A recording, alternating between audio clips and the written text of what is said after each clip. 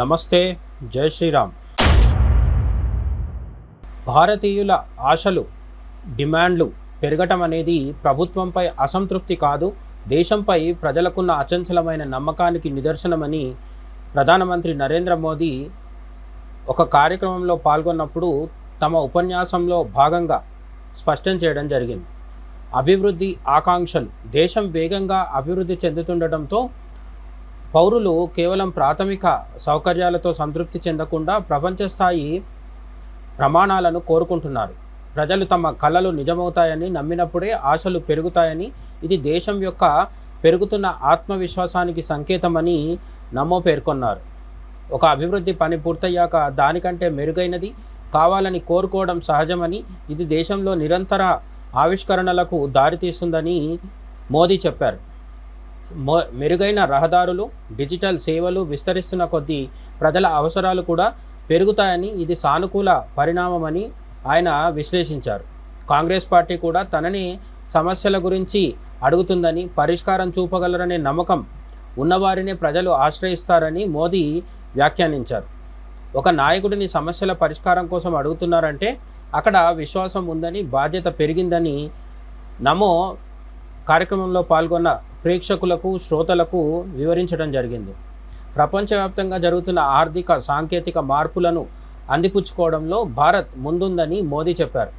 యువకులు, పారిశ్రామికవేత్తలు, స్టార్టప్లు, ఆర్టిఫిషియల్ ఇంటెలిజెన్స్, అలాగే అధునాతన తయారీ రంగంపై దృష్టి పెట్టాలని ఆయన సూచించారు.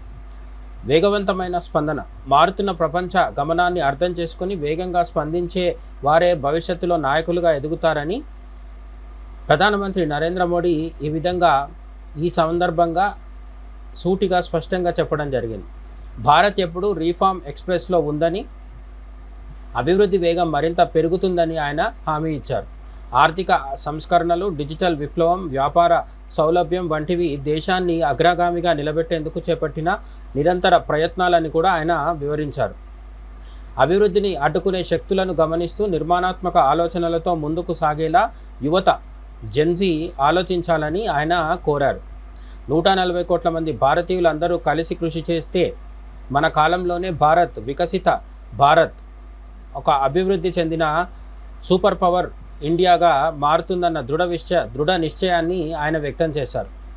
దేశాభివృద్ధి అనేది కేవలం ప్రభుత్వ పని మాత్రమే కాదు, ప్రతి పౌరుడు ఆవిష్కరణలు, నైపుణ్యాల ద్వారా ఈ ప్రయాణంలో భాగస్వాములు కావాలని మోదీ పిలుపునిచ్చారు. అయితే నిరాశావాదం నుంచి ఆశావాదానికి అనే ఒక అంశం ఆధారంగా మనం నరేంద్ర మోడీ ఉపన్యాసాన్ని విశ్లేషించుకుంటే, గతంలో ప్రతిపక్షాలు, కొన్ని వర్గాలు భారతీయులలో నిరాశావాదాన్ని నింపేవి.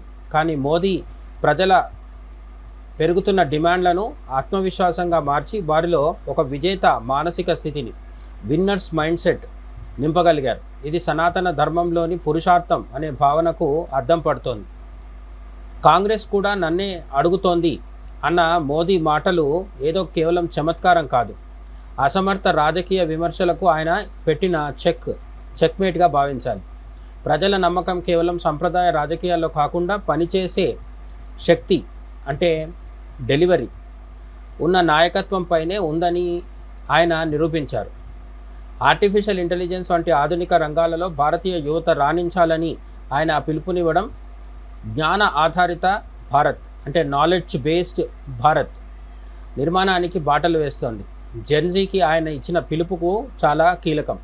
దేశాభివృద్ధిని అడ్డుకునే నెగటివిటీని కాదని విమర్శనాత్మకంగా ఆలోచించి అభివృద్ధికి మద్దతు ఇవ్వడం అనేది నేటి తరం యువతలో దేశభక్తిని మేల్కొల్పే ప్రయత్నం. జెన్జీని కాక్రోచెస్గా, బొద్దింకలుగా మార్చే కుట్ర, విదేశీ నిధులతో నడుస్తున్న ఢిల్లీ వీధుల్లో కొనసాగుతున్న హంగామా, ఇవన్నీ మనకు తెలిసిందే.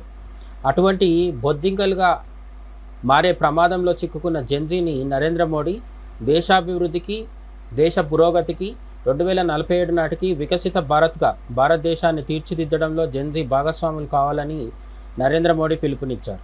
ఇప్పుడు బొద్దింకలుగా మారాలా, లేదంటే దేశ నిర్మాణంలో భాగస్వాములు కావాలా నిర్ణయించుకోవాల్సింది జెన్జీనే.